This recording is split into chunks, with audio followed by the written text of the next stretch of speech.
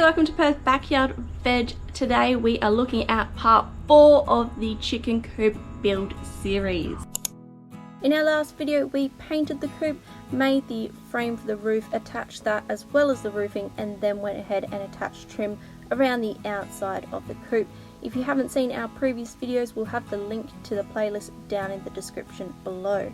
Now this is the final part of our build series, and today we are attaching the doors and doing the final touches to this coop.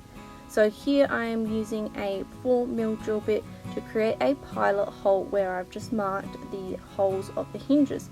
Now this trim sits over the top of a pine beam that acts as the frame of the doors, so I'm not drilling just the depth of the trim here, I'm actually drilling through the trim and into the pine behind. Whereas here I am drilling into the doors to create holes for those hinges on that side. To avoid going all the way through this frame, I've put the drill bit partway through, sunken into the drill, so that I do not have a very long drill bit sticking out. I am now able to use very short screws here to attach the hinges to the door itself. Now when I go to attach this door to the frame, I'm going to be using some longer 40 to 50mm screws so that it will go through the trim and into that pine behind. The screws that come with these hinges are not long enough and will not work for this, but I wanted to make it extra secure so that it will take the weight of the door and there's not going to be any issues.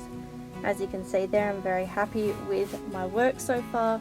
The doors are swinging beautifully, and now I just need to repeat this on the other side of the door.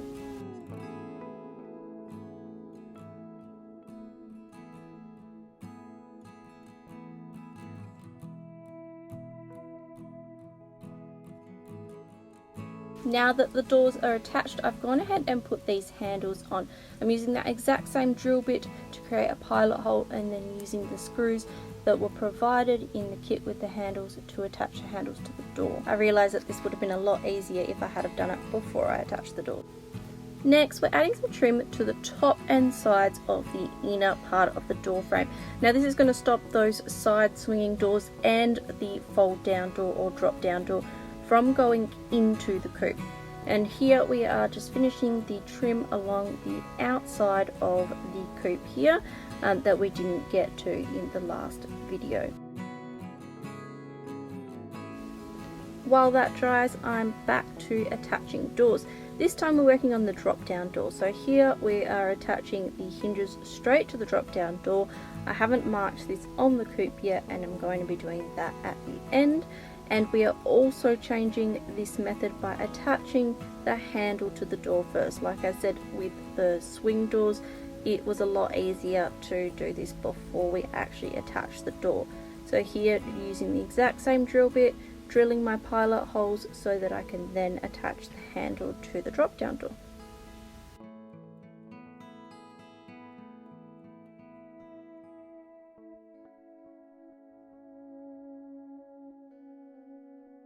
I decided to get the drop down door of the nesting box finished before doing the drop down door of the main coop. Here we've already attached the hinges to the coop, but what we're doing is we are adding a hook and some chain to stop the door from folding all the way down. So instead it's going to drop to this 90-degree angle, which is quite handy when you're cleaning out the coop. Now we're just attaching this sliding bolt. Now it was a little bit difficult to get in there with the drill, so we used a screwdriver to get the screws in most of the way and finished off with the drill instead. Now I'm sliding this piece over and marking it so that it will line up perfectly. Then doing the pilot holes and putting those screws in. Now we can move on to the big drop down door. Now we've used some clamps here to hold those hinges in place to stop it falling forward, and we're just drilling and screwing the outermost holes and then removing the clamps and doing the middle hole.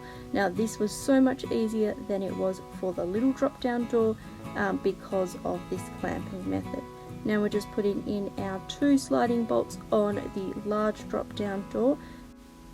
Now unfortunately I cannot find the last clip of this build just showing you the doors opening and closing when they are all done together, but if you haven't seen our tour of our finished coupe, please use the link down in the description to our playlist to check that one out.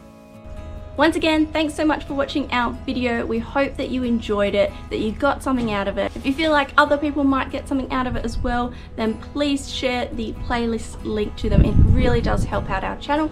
And as always, make sure that you're subscribed and have that notification bell on so that you get notified every time we have a new video. Thank you so much for watching, and we'll see you in the next one. Bye.